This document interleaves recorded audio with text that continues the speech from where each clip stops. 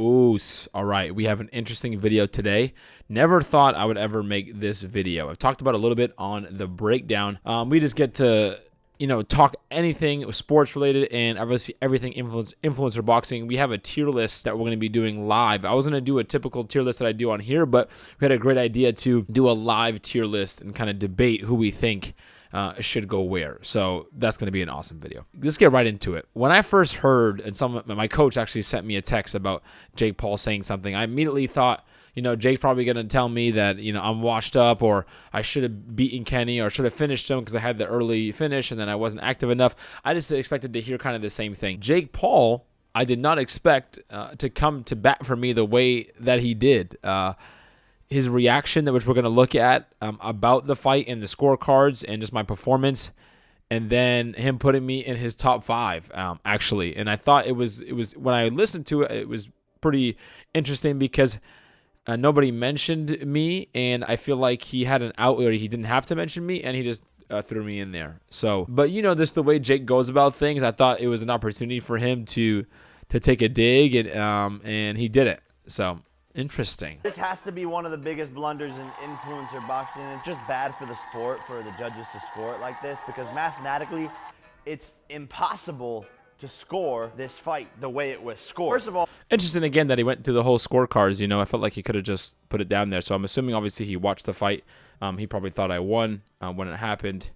And again, I think because he's into the boxing side of things, and since he's a competitor and he's very serious about boxing, you tend to care a lot about the scoring and the judging and the nuances in the sport more so. So this is what you're seeing Jake Paul, the boxer, come out. Well, in my opinion, Sensei won every single round of the fight. But so this is the part that was crazy right off rip. I was like, every round. He's the only person that I think that thought that I won every round. So again, I think that he was going above and beyond. So I was kind of taken back. Like, okay, all right, okay, Jake, appreciate it, bro. He had 2 knockdowns throughout the fight, which would give him 10-8 rounds in both of those rounds. Follow along, which mathematically would put him up by 4 points. Now this is another interesting thing. I only had 1 knockdown. The second one, and I think he's considering the 3rd round, because I had rocked him and there was a big moment, and then we had clinched, and then the ref had separated us, but he didn't give a standing 8. So it was a separation from a clinch, but the way that it happened, it kind of seemed like to some people that it was a standing 8, but it was not in the 3rd. Even if King Kenny, let's say, would have won those other 2 rounds, which he didn't, but the judges said he did, Sensei still would have won on the scorecard. 2 10-8 rounds, 2016. Plus 10, if King Kenny won, would be 26 to 29. Plus 10 would be 30. Again, this is just really, really weird. When you talk about like the banter that we've had before, and then you look at like, him versus KSI and the potential of that and where things align. I don't know. I don't know what to make of it. But I think it's awesome. 38. Sensei still wins. I don't know what's going on.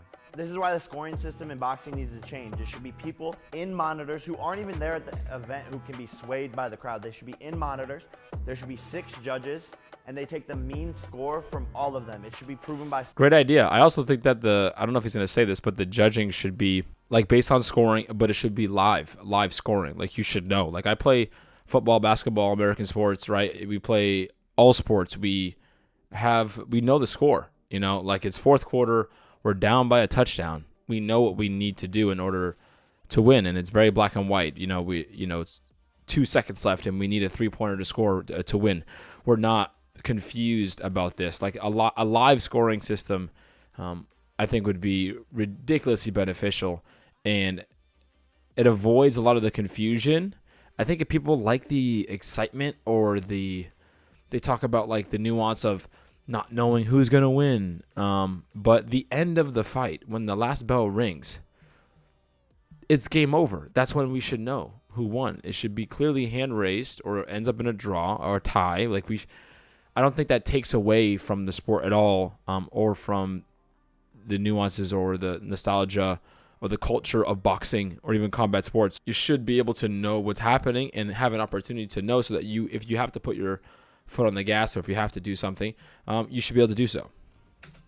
Statistics, punch count, punches landed. It shouldn't just be a judge eyeing the fight. This is one of the things I'm looking to improve. Well, Jake, when it comes to that, I am with you. Yeah, for sure. You know what I'm saying? When it comes to the scoring system, it's just very weird and terrible. When it comes to the not just the 10-point must system, but the way that the judging is done secretively, and then nobody knows, and then there's this huge delay where they have to do math. Just doesn't make sense. Doesn't make sense. Like when you look at even like wrestling or even like karate tournaments, like point, like there's points being delivered and they go on a scoreboard, and you can look over with your team and say we're up or we're down, you know? So I understand there's the aspect of like ring generalship and effective defense and those comparisons have to happen, but you can make they have to score at the end of the round. So needless to say, like at least for the least, they should just take their score and make it public. So like, why not? Why not tell everyone what the score is? What is the point of keeping it a secret? And then just a little thing here, Jake Paul, they asked him his top 5 influencers here, and he put me in the top 5. I did not expect to be in his top 5. And by the way, my top 5, we went over on the breakdown. Okay, we're going to go over top 10 soon because I think the first 5 are pretty obvious. The rest, the bottom 5 from 5 to 10 or 6 to 10 is more debatable. But I had Jake, KSI, Logan, Gibb, and then Slim. That was my top 5. And then after that, I would say it's probably a tie between Slim and KSI. Okay. And then in 4th, I would put Gibb now. And then Dr. Mike. Wait till y'all see Dr. Yeah, I was going to say Dr. Mike or Face Sensei. Okay, so you see what I mean there? Like he kind of went out of his way in a way, right? Someone mentioned Dr. Mike. Maybe there's a potential matchup between those boys in the future. You know, but he said Dr. Mike, yeah, or Face Sensei. So, yeah, what do you guys make of it? Do you think it's just Jake has like turned a new leaf, or I personally think that the sport of boxing has just consumed Jake Paul, and he loves the sport so much. I think this is coming from a place of someone who just appreciates the sport of boxing, and then when he's watching this, like us compete, not just me, but everybody, I think he's liking more the boxing aspect than the influencer and the trash talking and all that part. Obviously, that's part of the promotion and things like that, but I think that he's really like this top 5 is what he thinks boxing wise, and not just the pecking order of like the people that he likes. So it's just interesting to put this timeline together.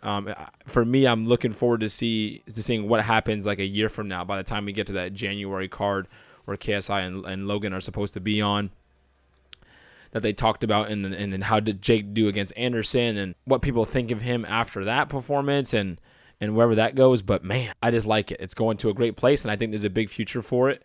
And yeah, anyways, thanks for watching, guys. Leave a like and subscribe. Oos.